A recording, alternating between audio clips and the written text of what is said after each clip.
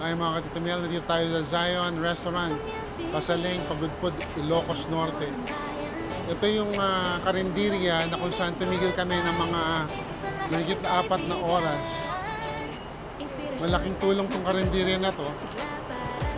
Dahil pag na-stranded yung mga kainan ng mga tao. So yun naman yung bus na sinasakyan ko. So tuwing may landslide, kumikita ang kabuhayan tong Zion Restaurant sa Pasaling, Pagudpud, Ilocos Norte.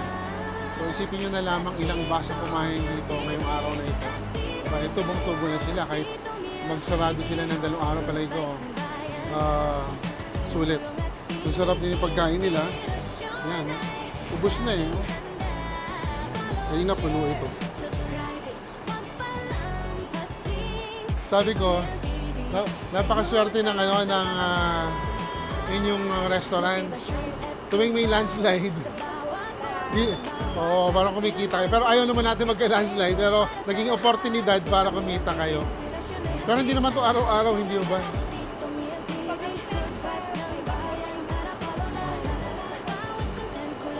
So talagang ubos talaga yung ulam nyo pagka ganito may landslide. Sabi nila doon daw madalas yung landslide sa...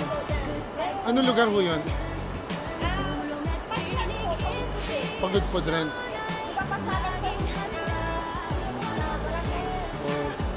Anong barangay? Ito, Pasaling yung doon. Pansyan. So, bibihira daw dito ang So, yan.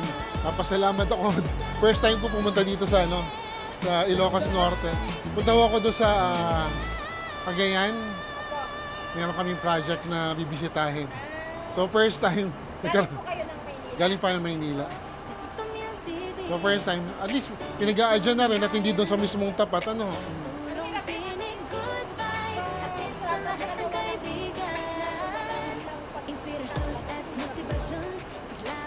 Pero buti marami kayong niluto.